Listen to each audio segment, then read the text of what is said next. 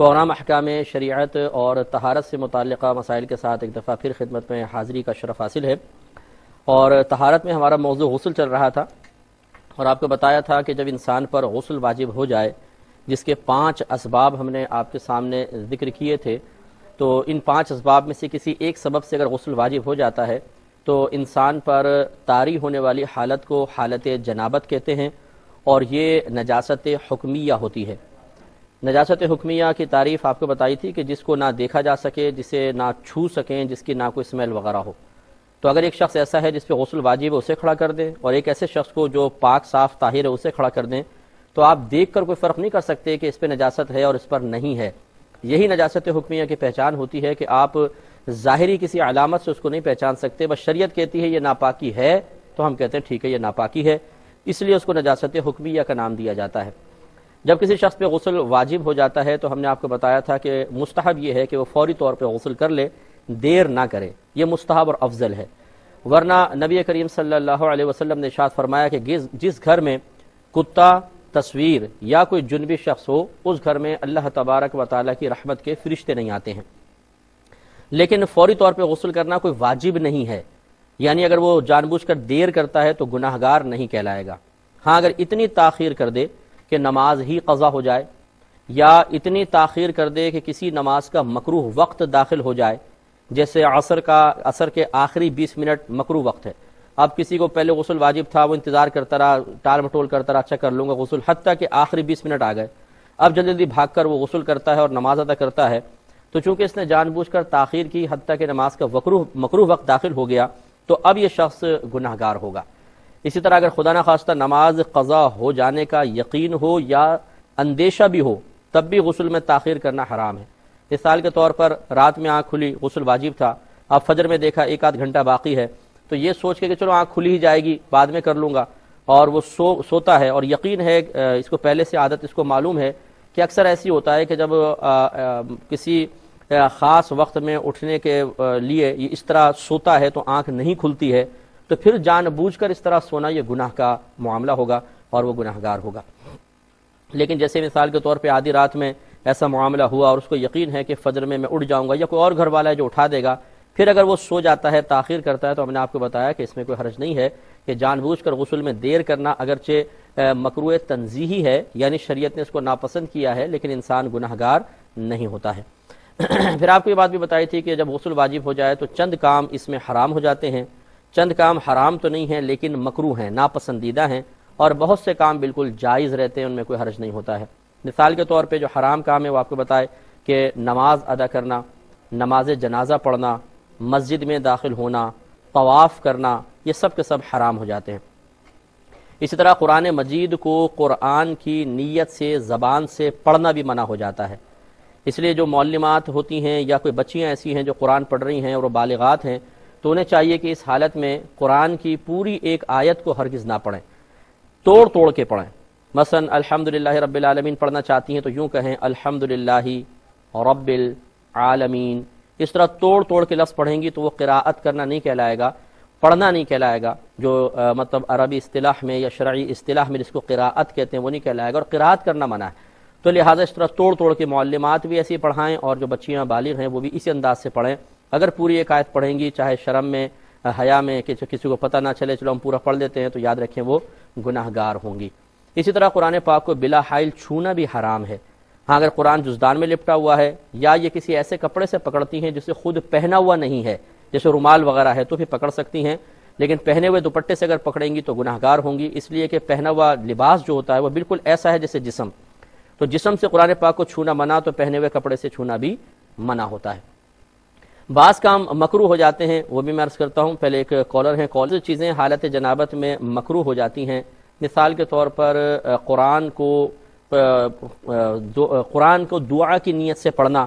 یا مطلب اللہ تعالیٰ کی ثنا کی نیت سے قرآن کو پڑھنا، اور بغیر کلی کے پڑھنا،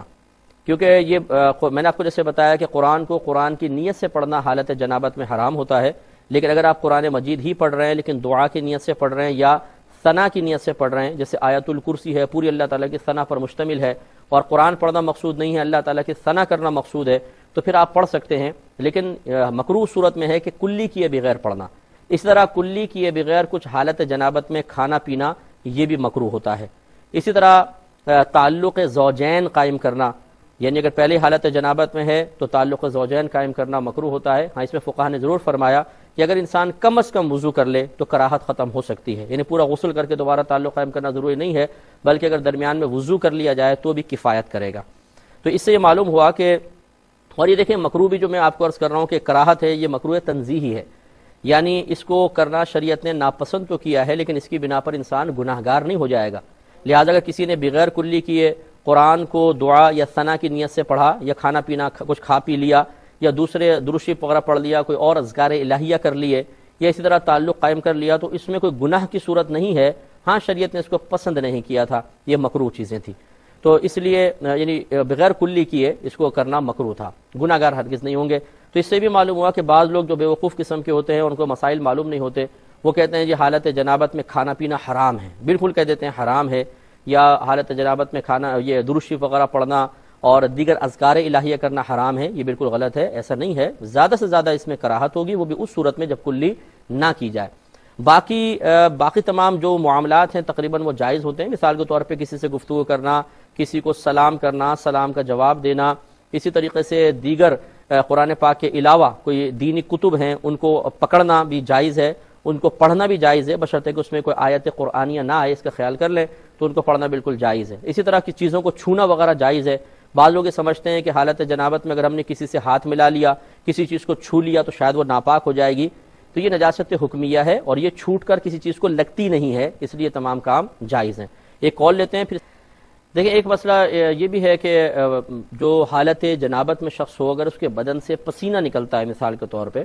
تو یہ پسینہ پاک ہے۔ ایسا نہیں ہے کہ اگر اس کے بدن سے پسینہ نکلا اور کسی جگہ لگا تو ہم یہ کہیں کہ چونکہ حالت جنابت میں پسینہ لگا اس لیے ناپاک ہے، اور یہ دوسری جگہ لگا تو اسے بھی ناپاک کرے گا۔ بار بار آپ کی خدمت میں یہ عرض کر رہے ہیں کہ حالت جنابت یا جو نجاست حکمیہ ہوتی ہے، مثلا بے وضو پن ہے، حالت جنابت ہے، حالت حیض ہے، حالت نفاس ہے، یہ چیزیں چھوٹ کر کسی اور کو نہیں لگتی ہیں۔ لہذا اگر جنبی شخص ہے، اس کا پسینہ ہے مثال کے طور پر، تو وہ پاک ہے، وہ ناپاک نہیں ہوگا۔ اسی طرح جو لباس آپ نے جسم پر پہنا ہوا ہے، اگر اس پہ کوئی نجاست نہیں لگی، نجاست حقیقیہ جس کو کہتے ہیں، تو وہ آپ صرف یہ نہیں ہے کہ جنابت کی وجہ سے جو کپڑا بدن پر ہے وہ ناپاک ہو جائے گا، اس میں کوئی ناپاکی کا تعلق نہیں ہے۔ ہاں، اگر نجاست حقیقیہ ہے، قطرات وغیرہ ہے، تو وہ اس کی وجہ سے ناپاک ہو سکتا ہے، لیکن ویسے جنبی شخص کا اتارا ہوا لباس بالکل پاک و صاف ہے۔ مثال کے طور پہ کسی کا لباس صاف ستھرا ہے، حالت جنابت ہے، غسل کر کے اسی لباس کو اس نے پہن لیا تو کوئی حرج نہیں ہے، یہ پاک ہے اور اس میں وہ نماز بھی ادا کر سکتا ہے۔ ہاں، یہ اطمینان ضرور کر لے کہ اس پہ کوئی نجاست حقیقیہ نہ لگی ہو، یعنی وہ نجاست جس کو آپ دیکھ سکتے ہیں، جس سے کچھ چھوا جا سکتا ہے، جس کو کوئی اسمیل وغیرہ ہو، جیسے پیشاب وغیرہ، وہ تو پاک کرنی پڑے گی۔ اگر کوئی ظاہری ایسی نجاست نہیں ہے تو صرف اس وجہ سے کہ جنبی کے بدن سے وہ ٹچ ہوا کپڑا ناپاک کہلائے، ایسی بات نہیں ہے۔ نہ کوئی بیڈ شیٹ وغیرہ، بستر وغیرہ ناپاک ہوتے ہیں، وہ پاک ہی رہیں گے، وہ صرف نجاست حقیقیہ سے ناپاک ہوں گے۔ ایک مزید کالر، پیچھے کا ایک جواب چل رہا تھا پچھلے پروگرام کا، اور ٹائم کی قلت کی بنا پر اس پہ گفتگو نہیں ہو سکی تھی، کہ ایک بہن نے کویسچن کیا تھا کہ بعض لوگ یہ بی بی فاطمہ رضی اللہ تعالی عنہا کے معجزے کے نام سے کتابیں پڑھتے ہیں، اور بعض 10 بیویوں کی کہانی پڑھی جاتی ہے، اور ارادہ یہ ہوتا ہے کہ اس کو پڑھیں گے تو اس سے برکت ہوگی اور مشکلات وغیرہ حل ہو جائیں گی، تو اس کا پڑھنا کیسا ہے؟ تو یہ ہم آپ کی خدمت میں عرض کر رہے تھے کہ پہلی بات یہ ہے کہ جو اس قسم کی کتابچے لکھے گئے ہیں، اس میں کسی کو انکار نہیں ہو سکتا کہ کسی صاحب علم شخص نے نہیں لکھے ہیں، بلکہ اس کے لکھنے والے کا نام تک نہیں معلوم، مجہول شخص نے لکھے ہیں۔ اور ہمارے مطالعے کے مطابق جس کسی نے لکھنے کی کوشش کی ہے، اس نے ویسے تو خاندان رسالت کی عزت اور عظمت بڑھانے کی کوشش کی ہے، لیکن معاملہ یہ ہوتا ہے کہ جب کسی غیر عالم کے ہاتھ میں قلم آ جائے تو وہ اچھے قصد و ارادے سے بھی کام کرے تو بسا اوقات الٹا ہی کام کر دیتا ہے، جس کو یوں کہا جائے کہ نادان دوست سے دانا دشمن بہتر ہے، ایسا ہو جاتا ہے۔ تو اس میں بی بی فاطمہ رضی اللہ تعالی عنہا کا جو لکھا ہے کہ معجزہ، پہلی بات یہ کہ معجزہ صرف نبی سے صدور پذیر ہوتا ہے، غیر نبی سے تو ہوتا ہی نہیں ہے، ایک سب سے بڑی جہالت تو اس میں یہ ہے۔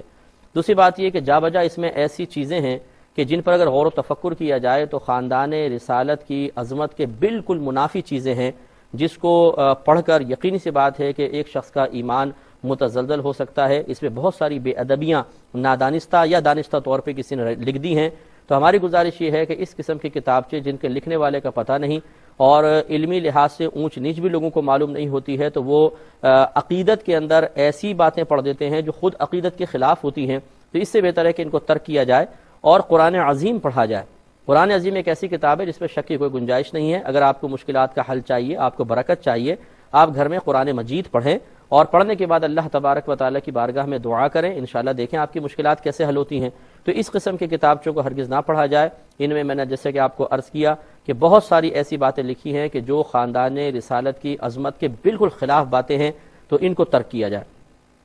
ایک بھائی نے کویسچن کیا تھا کہ کوئی پاسپورٹ بنانے کی ضرورت پیش آئی اور اس میں کچھ ایسی قانونی پیچیدگی تھی کہ بچی کا پاسپورٹ بناتے ہوئے غالباً کسی اور کے والد کا پھپھا وغیرہ کا نام لکھ دیا گیا اور ان کی بچی کا نام کا پاسپورٹ بناتے ہوئے ان کا نام لکھ دیا گیا. تو کیا شرعاً اس میں کوئی قباحت ہے یا نہیں؟ دیکھیے اس میں دو چیزیں ہیں. نبی کریم صلی اللہ علیہ وسلم نے نسب بدلنے سے منع فرمایا اور یہ حکم صراحتاً دیا کہ ہر شخص اپنے آپ کو اپنے باپ کے ساتھ باپ کی طرف ہی منسوب کرے، غیر باپ کی طرف منسوب نہ کرے. تو اب یہاں پہ دو صورتیں ہوتی ہیں. ایک یہ کہ ایک شخص کسی دوسرے کا کہ اپنے والد کے علاوہ کسی اور کا نام لکھوا رہا ہے اور قصد و ارادہ نسب بدلنے کا ہی ہے اور لوگوں میں تاکہ وہ معروف ہو بس کہ میں فلاں کا بیٹا ہوں حالانکہ فلاں کا بیٹا نہیں ہے. یہ جو نسب بدلنا ہے یہ ہے قابل گرفت اور نبی کریم صلی اللہ علیہ وسلم نے اس سے منع فرمایا اور اس پر آخرت کے معاملے میں عذاب کی وعید فرمائی ہے. اور دوسری صورت یہ ہے کہ کسی قانونی پیچیدگی کی بنا پر، کسی اور مصلحت کی بنا پر ایک شخص والد کے علاوہ غیر والد کا نام اپنے والد کے طور پہ لکھوا لیتا ہے لیکن نسب بدلنا مقصود نہیں ہے. اور اس کی علامت یہ ہے کہ جب وہ کسی سے ملتا ہے کوئی والد کا نام پوچھے تو پھر اپنے اصلی والد کا نام بتاتا ہے اور معروف بھی یہ ہے کہ یہ فلاں شخص کا بیٹا ہے، صرف مصلحتاً وہ دوسرے کا نام لکھواتا ہے. تو اس میں بھی کراہت ضرور ہے لیکن ممانعت نہیں ہے. تو بہتر یہ ہے کہ اپنے والد کا نام ہی لکھوایا جائے کیونکہ اس طرح پاسپورٹ میں لکھوانے میں کم از کم یہ پہلو تو ہے کہ سامنے والوں کے سامنے جھوٹ بولنا، اس کو دھوکہ دینا، یہ بھی معیوب چیزیں ہیں. لیکن جو ایک نسب بدلنے والا معاملہ ہے جس پر وعید آئی ہے وہ اس کے یہ جو معاملہ ہے اس کے تحت نہیں آتا ہے. خلاصے کلام یہ ہوا کہ اگر اس طرح پاسپورٹ بنا لیا گیا تو اس وعید کے تحت تو نہیں آئیں گے جو نسب بدلنے کے سلسلے میں نبی کریم صلی اللہ علیہ وسلم نے بیان فرمائی. لیکن اتنا ضرور ہے کہ یہ فعل چونکہ ایک دھوکہ دینے پر اور جھوٹ پر مشتمل ہے اس لیے یہ گناہ کی صورت ضرور ہوگی. اللہ تبارک و تعالیٰ کی بارگاہ میں توبہ کریں اور جتنی جلدی ممکن ہو سکے اس کو تبدیل کرنے کی کوشش کریں تاکہ آپ گناہ سے بچ سکیں. ورنہ جب کسی کو پاسپورٹ دکھائیں گے تو سمجھ لیں آپ اس کو دھوکہ دے رہے ہیں اور ایک جھوٹ اس کے سامنے غیر ارادی طور پر یا ارادی طور پر بول رہے ہیں. اگر سے زبان سے نہیں بول رہے لیکن یہ آپ کا پاسپورٹ آپ کے جھوٹ کی ایک دلیل ہے تو اس میں آپ ہو سکتا ہے مزید گناہگار ہوتے رہیں. اللہ کی بارگاہ میں توبہ بھی کریں. ایک کویسچن کا جواب دیا تھا جس میں تھوڑا سا یہ ہوتا ہے بعض اوقات کہ ایک کویسچن ہم سے ہو جاتا ہے پھر آفیئر کچھ اور ایڈنگ ہو جاتی ہے. جواب دیتے ہوئے بسا اوقات جو آفیئر معاملہ تھا وہ ذہن میں نہیں رہتا ہے تو ہم براہ راست جواب دے لیتے ہیں اور اس میں بعض اوقات آگے پیچھے بات ہو جاتی ہے تو اس کی تصحیح کرنا بہت ضروری ہے. ایک بہن نے کویسچن کیا تھا کہ اگر کسی ایک بیٹا لڑکا ہے اس کے باپ نے دوسری شادی کی تو یہ عورت اس بچے کے لیے محرم ہوگی یا نہیں ہوگی اور اس عورت کی بہنوں سے اس لڑکے کی شادی ہو سکتی ہے کہ نہیں ہو سکتی. تو اس میں دو صورتیں ہیں. میں نے جواب ایک صورت کے حساب سے دیا تھا، دوسری صورت اصل میں تھی لیکن وہ گڈ مڈ ہو گئی تو میں اب دونوں کی صورت کا جواب دے دیتا ہوں. پہلی بات تو ایک اصول یاد رکھیے گا کہ اگر کسی کے ایک کے ماں باپ بالکل علیحدہ ہوں دوسرے کے ماں باپ علیحدہ ہوں ان کا آپس میں نکاح ہو سکتا ہے. یہ بنیادی اصول ہے سمجھ لیں. مثلا ایک لڑکا ہے اس کے ماں باپ علیحدہ ہے، ایک لڑکی اس کے ماں باپ علیحدہ ہیں، ان کا آپس میں نکاح ہو سکتا ہے. اسی طریقے سے مثال کے طور پر ایک آدمی ہے اس کے ایک بیوی سے بیٹا ہوا، بیوی مر گئی. ایک عورت ہے اس کے ایک شوہر سے لڑکی ہوئی، شوہر مر گیا. اب اس مرد عورت کا آپس میں نکاح ہوا تو اگر دیکھا جائے تو آپ یہ کہہ سکتے ہیں کہ لڑکا اور لڑکی آپس میں بہن بھائی ہیں. لیکن تھوڑا سا غور کریں، لڑکے کے ماں باپ بالکل جدا، لڑکی کے ماں باپ بالکل جدا. اگرچہ اس عورت کے مرد سے نکاح ہو گیا لیکن اس لڑکا لڑکی کا بھی آپس میں نکاح ہو سکتا ہے کیونکہ ماں باپ بالکل جدا جدا ہیں. ایک تو بنیادی اصول آپس میں نکاح ہونے کے سلسلے میں یہ ہے. دوسرا یہ کہ اگر بالفرض کوئی عورت باپ کی منکوحہ بن جاتی ہے یعنی زوجیت میں ان کے آ جاتی ہے. اب اگرچہ یہ جو باپ کی زوجیت میں عورت آئی ہے اس کے ماں باپ علیحدہ اور اس آدمی کا جو بیٹا ہے اس کے ماں باپ علیحدہ ہیں کیونکہ یہ جو شوہر ہے یہ اس کا باپ ہے اور اس کی ماں دوسری تھی، لیکن ان کا آپس میں نکاح اس لیے نہیں ہو سکتا ہے کہ یہ بہرحال اس کے باپ کی منکوحہ ہو گئی ہے اور باپ کی منکوحہ ہو جانا بھی رشتے کی راہ میں رکاوٹ ہے. تو اب خلاصہ کلام یہ ہے کہ یہ عورت تو اس کے لیے محرم بنی، ٹھیک ہے، لیکن اس عورت کی جو بہنیں ہیں اب ان کے بارے میں آپ غور کر لیں، نہ وہ اس کے باپ کی منکوحہ ہیں اور نہ ان جو ستیلی ماں کی بہنیں ہیں ان کے ماں باپ اور لڑکے کے ماں باپ ایک ہیں، لہذا ان کا آپس میں نکاح ہو سکتا ہے. ہم نے جو صورت آپ کی خدمت میں عرض کی تھی اس میں اصل میں یہ مسئلہ تھا کہ اگر ستیلی ماں نے شوہر کے پہلی بیوی کے بیٹے کو 2.5 سال کے اندر اندر دودھ پلا دیا مثال کے طور پر، تو یہ اس کی رضاعی والدہ بن جاتی ہیں۔ جب رضاعی والدہ بن گئی تو اب اس عورت کی جو بہنیں ہیں وہ اس کی خالہ بن جائیں گی، اب اس اعتبار سے محرم کا رشتہ قائم ہو جائے گا۔ اور یہ صورت ہم نے آپ کی خدمت میں عرض کی تھی، لیکن یہ رضاعی والی صورت میں ذکر کرنا رہ گئی تھی۔ تو اب خلاصہ کلام یہ ہے کہ اگر ایک آدمی نے ایک عورت سے نکاح کیا، اس کی پہلی بیوی سے ایک بیٹا موجود ہے، تو اس میں 2 صورتیں ہوں گی۔ اس ستیلی ماں نے اس بچے کو 2.5 سال کی عمر میں دودھ پلایا ہے یا نہیں پلایا؟ اگر تو پلایا ہے، یہ اس کی محرمہ ہے اور اس کی بہنوں سے اس کا رشتہ نہیں ہو سکتا کہ وہ رشتے میں ایک طرح سے رضائی خالہ بن گئی ہیں۔ لیکن اگر اس نے 2.5 سال کی مدت میں اس بچے کو دودھ نہیں پلایا ہے تو اب یہ ماں تو باپ کی منکوہ ہونے کی بنا پہ اس کی محرمہ ہے، لیکن اس عورت کی بہنیں اس کے لیے بالکل اجنبی ہوں گی، ان سے اس کی شادی ہو سکتی ہے۔ یہ بھائی نے کویسچن کیا کہ جو ہم درس بخاری شریف کرتے ہیں وہ کون سی کتاب سے کرتے ہیں، تو میرے سامنے تو خیر بخاری شریف کا اصلی متن ہی رکھا ہوتا ہے، لیکن جو ہم شرح اس کی بیان کرتے ہیں یہ مختلف کتابوں میں ہوتی ہے۔ جیسے بخاری کی شرح ہے عمدۃ القاری، علامہ بدر الدین عینی صاحب رحمۃ اللہ علیہ کی ہے، اور اسی طرح ابن حجر اسقلانی رحمۃ اللہ علیہ کی فتح الباری ہے، اور ملا علی قاری صاحب رحمۃ اللہ علیہ کی مرقات شرح مشکات ہے۔ تو بخاری کی وہ شرحیں جو مشکات شریف میں ہیں ان کی شرح اس سے بھی حاصل کی جا سکتی ہے۔ اسی طرح اشیعۃ اللمعات شیخ عبدالحق محدث دہلوی رحمۃ اللہ علیہ کی شرح ہے، جو مشکات کی ہی شرح ہے لیکن جو بخاری مسلم کی حدیث اس میں موجود ہے، اگر آپ اس کی شرح دیکھنا چاہیں تو وہاں سے بھی حاصل ہو جاتی ہے۔ اس طرح مختلف کتب کے مطالعے کے بعد پھر ہم آپ کی خدمت میں بہت سی باتیں عرض کرتے ہیں، اور اس میں بہت سارے امور ایسے بھی ہوتے ہیں جو ہم نے اپنے اساتذہ سے براہ راست سنے اور وہ آپ کی خدمت میں عرض کر دیتے ہیں۔ ہو سکتا ہے کہ وہ آپ کو کسی شرح میں نہ ملے، لیکن وہ نکات ہمارے استادوں نے بیان کی، اور کچھ ایسے ہوتے ہیں جو کثرت مطالعہ کے باعث خود بخود ذہن میں آتے ہیں، تو وہ بھی ہم آپ کی خدمت میں وضاحت کے طور پہ عرض کر دیا کرتے ہیں۔ ایک مزید بریک لیں گے، 5 نمازوں کا وقت ذرا بتا دیں۔ ویسے تو میں پچھلے پروگرام میں عرض کر چکا تھا، لیکن مختصراً ان کی ریکویسٹ پہ دوبارہ عرض کر دیتے ہیں کہ دیکھیں فجر کا وقت جب طلوع صبح صادق ہوتی ہے، اور یہ ہم ویسے معلوم نہیں کر سکتے ہیں، اب وہ مطلب آپ کہاں چھت پر چڑھیں گے اور دیکھیں گے، بلکہ اونچی جگہ پہ چڑھنا پڑے گا، تو آپ یہ اسلامی نمازوں کا کیلنڈر لے لیں، اس میں لکھا ہوتا ہے طلوع صبح صادق، یہ سمجھ لیں فجر کا اول وقت ہے، یعنی یہاں سے فجر کا وقت شروع ہوتا ہے، اور جہاں لکھا ہو طلوع آفتاب تو یہ اس کا لاسٹ ٹائم ہوتا ہے۔ تو صبح صادق کا آغاز اور طلوع آفتاب جب ہو جائے تو یہ اس کا اختتام ہوتا ہے۔ پھر ظہر کا وقت ہوتا ہے زوال کے بعد سے، اور اس کے لیے بھی آپ وہ کیلنڈر میں دیکھیں تو لکھا ہوگا دحوہ کبریٰ یا زوال آفتاب، یہ جو اسٹارٹ ہوتا ہے یہاں یہ سمجھ لیں زوال کا وقت شروع ہوتا ہے، اسکرین سے جو لکھا ہوتا ہے۔ پھر آگے والے خانے میں لکھا ہوگا وقت ظہر، تو یہاں سے وقت ظہر تک یہ پورا زوال کا وقت ہوتا ہے۔ پھر ظہر سے لے کے عصر تک ظہر کا وقت بنتا ہے، عصر سے لے کر مغرب تک عصر کا وقت ہوتا ہے، اور مغرب سے لے کر عشاء تک عشاء کا وقت ہے۔ پھر عشاء کا وقت مغرب کے بعد سے شروع ہوتا ہے اور یہ رہتا ہے فجر تک۔ یہ جو لوگوں کی غلط فہمی ہے کہ شاید 12 بجے کے بعد فجر قضا ہو جاتی ہے، ایسا نہیں ہے، یہ رہتی ہے صبح فجر تک، پورے رات عشاء کا وقت ہے۔ تو یہ عشاء کے فرضوں کا وقت ہے، اور وطر کی ابتدا ذرا علیحدہ ہوتی ہے، انتہا وہی ہے فجر کے وقت تک، لیکن ابتدا یہ ہے کہ عشاء کے جو فرائض ہیں ان کا وقت تو مغرب کے فوراً بعد سٹارٹ ہو جاتا ہے، لیکن وطر کے لیے ضروری ہے کہ پہلے عشاء کے فرض ادا کر لیے ہوں، تو عشاء کے فرائض کی ادائیگی کے بعد پھر وطر کا وقت شروع ہوتا ہے۔ لہذا فقہاء نے لکھا کہ اگر کسی نے جان بوجھ کر پہلے وطر پڑھے، یعنی یاد تھا پہلے وطر پڑھ دیے پھر فرض پڑھے، اس کے وطر نہیں ہوں گے، اس کو دوبارہ پڑھنے پڑیں گے۔ ہاں یہ ضرور فقہاء نے فرمایا کہ اگر کوئی شخص بھولے سے پہلے وطر پڑھ لے، بعد میں یاد آئے کہ میں نے تو فرض پڑھے ہی نہیں تھے، تو اب اگر وہ فرض پڑھے گا بلا ترتیب ہو گیا، لیکن یہ کاؤنٹ ہو جائیں گے، یعنی مانے جائیں گے۔ لیکن اگر جان بوجھ کر پہلے وطر پڑھتا ہے بعد میں فرائض، تو یہ وطر شمار نہیں کیے جائیں گے۔ امید ہے کہ آپ سمجھ گئے ہوں گے۔ بہن فرماتی ہے کہ یہ بچوں کو اپنے پڑھاتی ہیں تو مخصوص ایام میں یہ کہتی ہیں میں قرآن پاک کو چھوتی تو نہیں ہوں لیکن زبان سے پڑھاتی ہوں، تو کیا اس طرح پڑھانا شرعاً جائز ہے؟ یہ ہم نے شروع میں بہن بتایا کہ اس طرح پڑھانا اس حالت میں جائز نہیں ہوتا، کیونکہ قرآن کو قرآن کی نیت سے پڑھنا گناہ ہے ایسی حالت میں۔ لہٰذا آپ سے گزارش ہے کہ آپ توڑ کے پڑھائیں، بچوں کو سمجھا دیں کہ بھئی کوئی مجبوری ہے، بس آپ اس طرح ہی پڑھ لیں کہ آپ پوری آیت نہ پڑھیں بلکہ ایک ایک لفظ کر کے اس میں بیچ میں سکتہ کریں، بس الحمدللہ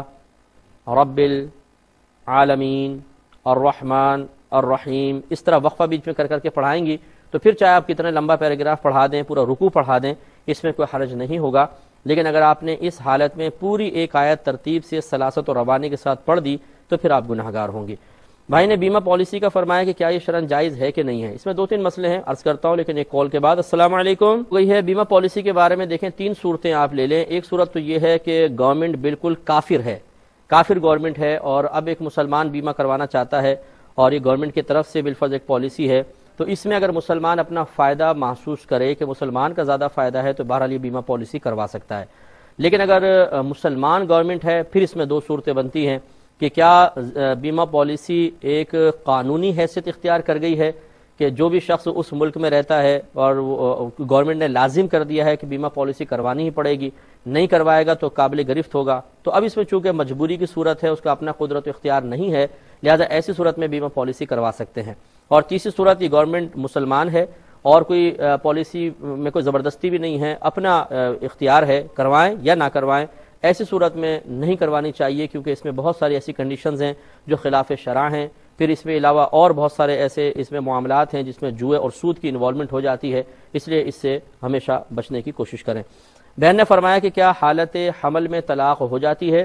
تو جی ہاں بالکل ہو جاتی ہے۔ اللہ تبارک و تعالی نے حاملہ عورتوں کی عدت بھی بیان فرمائی کہ اولات الاحمال اجلہن ان یضعن حملہن، کہ یہ حمل والیاں عورتیں اپنے ان کی مدت عدت یہ ہے کہ یہ بچہ جن دیں، یعنی ان سے بچہ پیدا ہو جائے۔ تو جب حمل والیوں کی باقاعدہ عدت بیان ہوئی تبھی تو طلاق واقع ہوتی ہے، تو پھر حمل والی کی عدت ہوگی، تو لہٰذا اس میں کسی کا اختلاف نہیں ہے کہ حالت حمل میں طلاق واقع ہو جاتی ہے، گویا کہ حمل وقوع طلاق کی راہ میں کوئی رکاوٹ نہیں ہے، طلاق واقع ہو جائے گی۔ بھائی نے فرمایا اگر کوئی حالت جنابت میں ہو اور اس نے ہاتھ دھوئے، اس کے ہاتھ کے قطرات بالٹی کے اندر گر گئے تو وہ پانی ناپاک ہوگا یا نہیں ہوگا؟ جواب دیتے ہیں لیکن ایک کال کے بعد۔ السلام علیکم۔ السلام مفتی صاحب، مجھے پوچھنا تھا نماز میں جو نیت کرتے ہیں ہم ساتھ میں، جی اس میں اگر ہم لوگ صرف عربی میں جو انی وجہ تو پڑھتے ہیں صرف وہ پڑھ لیں کافی ہے یا اردو میں پڑھنا لازمی ہے؟ ٹھیک ہے، اور جی بس ایک ہی سوال ہے۔ جی میں عرض کرتا ہوں،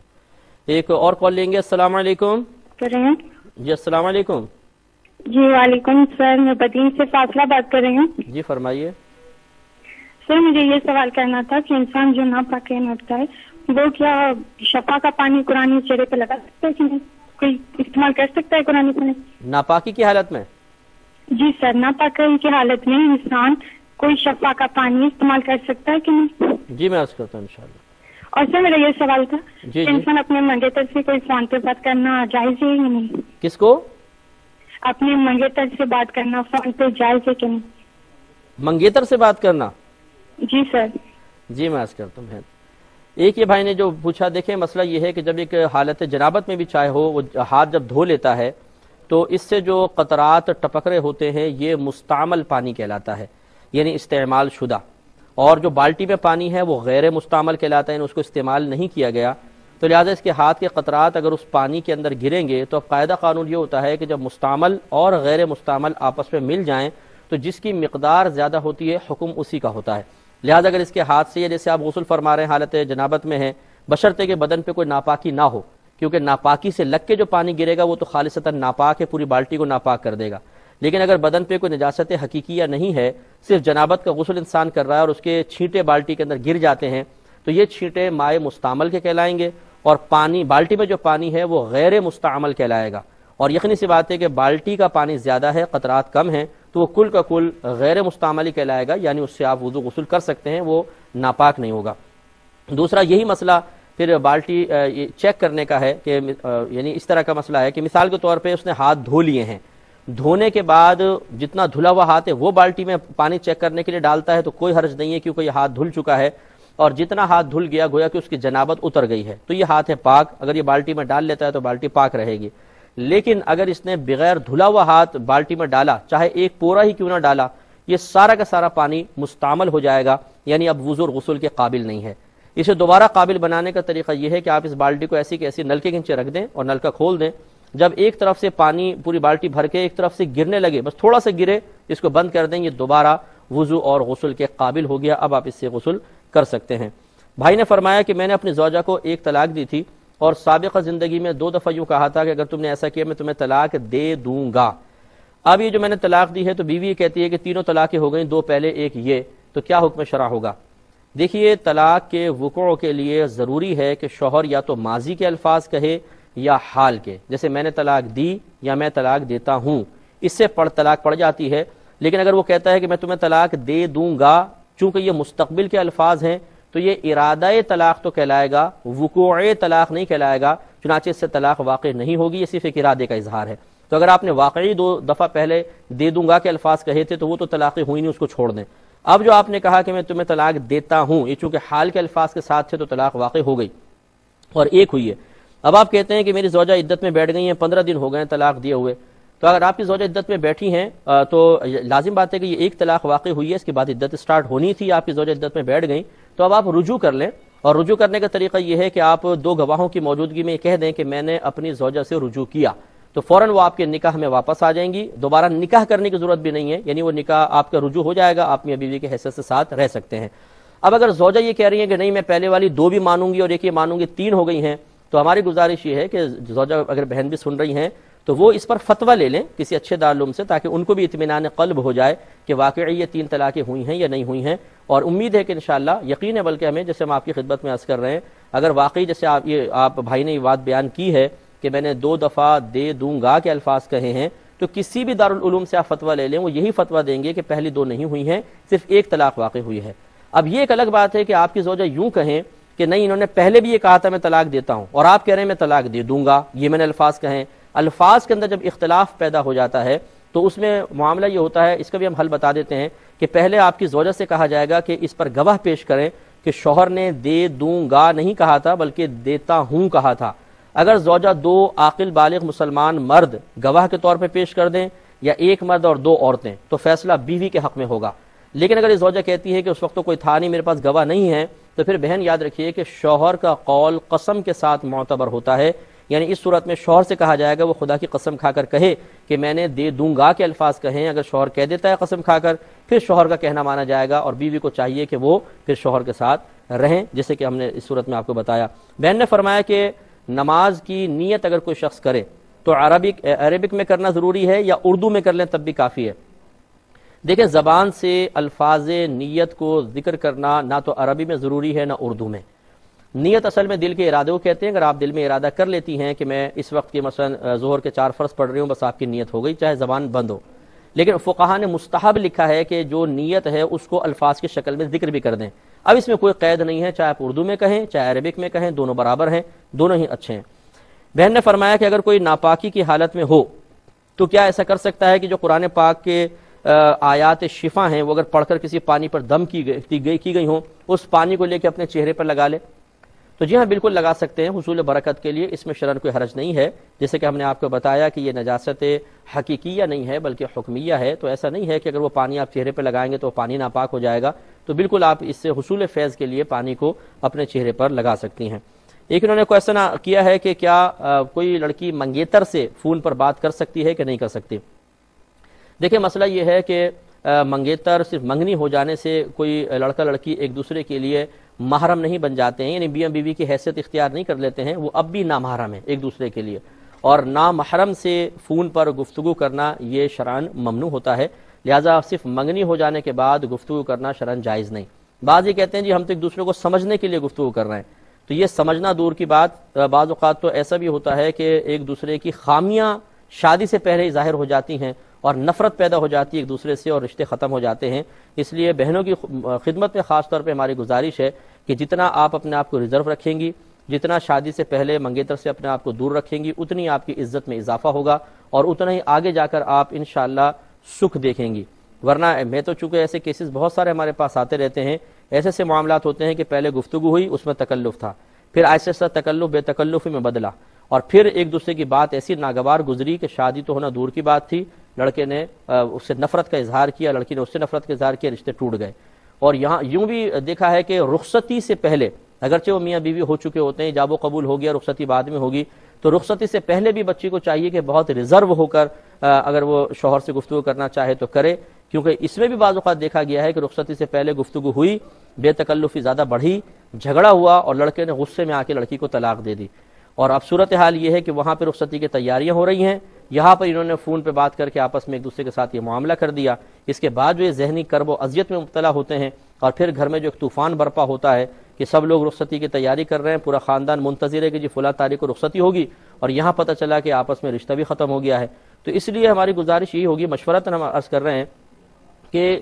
شادی رخصتی سے پہلے اپنے چاہے وہ شوہر بن چکا ہو، ایجاب و قبول ہو گیا یا ابھی صرف منگیتر ہے، لڑکی کو خاص طور پہ چاہیے کہ بالکل ریزرو رہے اور اس سے قطعی طور پہ زیادہ کلام نہ کرے، ورنہ پھر آگے چل کے بہت ساری چیزوں میں نقصان کا سامنا کرنا پڑ سکتا ہے۔ اب چونکہ ہمارے پروگرام کے وقت تقریباً ختم ہو رہا ہے، ہم اجازت طلب کریں گے۔ اپنے میزبان کو، ہماری کیو ٹی وی کی پوری ٹیم کو اجازت مرحمت فرمائیں۔ آپ ہمارے لیے دعا کیجئے، ہم آپ کے لیے دعا گو ہیں کہ اللہ تبارک و تعالی ہمیں ہر کام کرنے سے پہلے اس کے انجام پر نگاہ رکھنے کی توفیق عطا فرمائے۔ اگر اچھا ہو تو ہم کر گزریں، اگر برا ہو تو اس سے رک جائیں۔ آمین۔ وآخر دعوانا ان الحمدللہ رب العالمین۔